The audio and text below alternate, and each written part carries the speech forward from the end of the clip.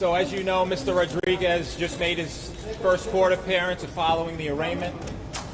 The purpose of this court appearance was to determine whether or not the grand jury had proceeded.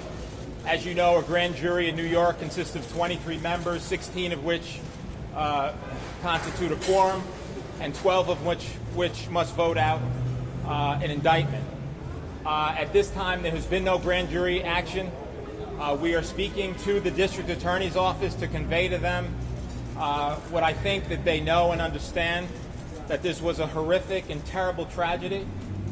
Obviously, my client, Mr. Rodriguez, his wife, his mom, his dad, his beautiful family, his 16-year-old, his 12-year-old, his 4-year-old, they're completely crushed by this incident.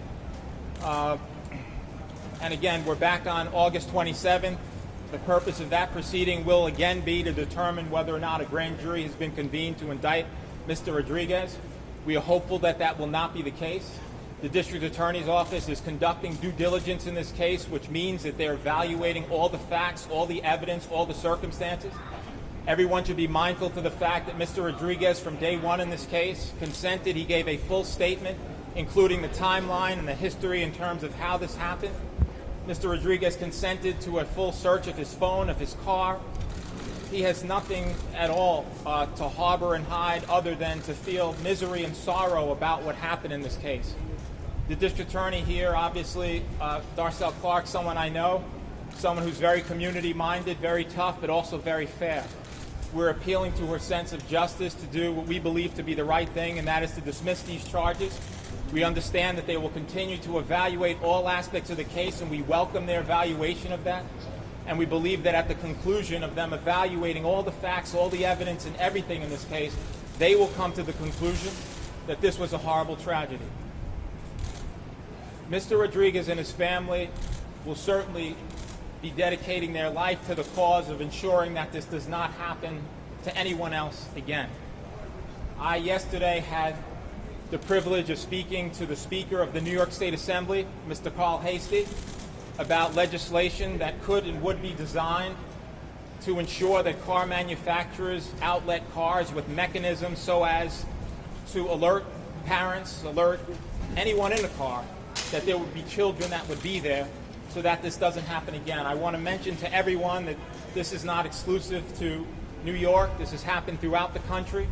There was a record high 52 deaths last year relating to this issue, and my client and his family will be working with the legislature when they gain the strength to do so in ensuring that other people are protected. The final thing I'll say is my client is so gratified, as his wife and his mom, dad, his children, his family, for the outpouring of love and support for the community and from the community, from so many friends and loved ones who know who he is, a veteran who served this country, who has been deployed and who has been out there, and who after that service and during that service has helped homeless veterans, has helped veterans with HIV, veterans with cancer, has helped emotionally disturbed people, and has done so much in his life for the cause of what's right. Mr. Rodriguez is heartbroken, as is his beautiful family, by this, and we hope to repair and really just heal in the best way we know how, and his family, so that they could move forward from this tragedy and that they can live their lives productively. Thank you. Okay, Joe, can you answer one question? Across the country, because this does unfortunately happen, what's the percentage or likelihood that cases are prosecuted across the country, or do DAs decide to drop these sort of cases like this? So, in various jurisdictions, when these incidents occur, what district attorneys' offices do throughout the country is what Ms. Clark is doing, and that is evaluate all the facts. And in other instances, as you could see, just not me speaking, you could research it yourself, there have been instances where cases just like this have been dropped around the country. Obviously, the district attorney wants to ensure that there was no crime here, that there was no intent, that there was no criminality, and we believe that that's exactly what they'll find. Again, Mr. Rodriguez is heart-wrenched and heartbroken. I can never express in words, when I first met Mr. Rodriguez under the most horrific of circumstances, how he appeared to me. I could not even have a conversation with my client for the longest of times because he could not compose himself. He is absolutely devastated by this, and we are getting him all the help and treatment that we can possibly get for him.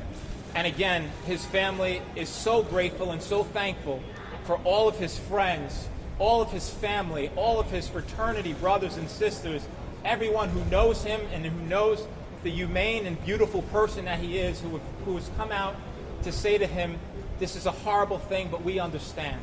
And so, in answer to your question, we're hopeful that this is not prosecuted, but we know that the district attorney is going to do her job.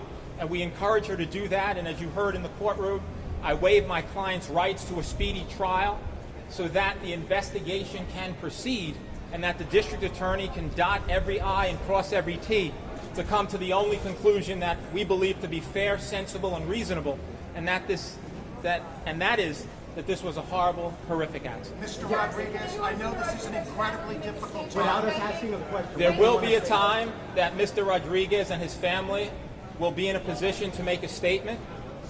Today will not be that day. Is there anything you'd like to say, Mr. Rodriguez? There is nothing that Mr. Rodriguez will say. There is a lot, yes, that he wishes to say, but there is nothing that him or his family will be saying now.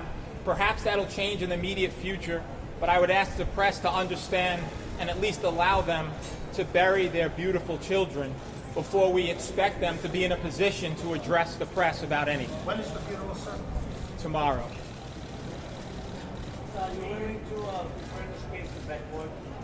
What I'm willing to do is to work with the district attorney as the case moves forward, to answer all of her questions, to be available to her at any time, day or night, her investigators, and to do all we need to do to prevail upon them, to have them understand that this epidemic is something that is across the country, and that with this horrible incident, we could help save lives moving forward in the future. And that's what this family and Mr. Rodriguez will be dedicating their life to do, to see that no one should have to endure the hardship that this family is enduring as a result of what occurred here. And that's what I could say to you. Thank you very much.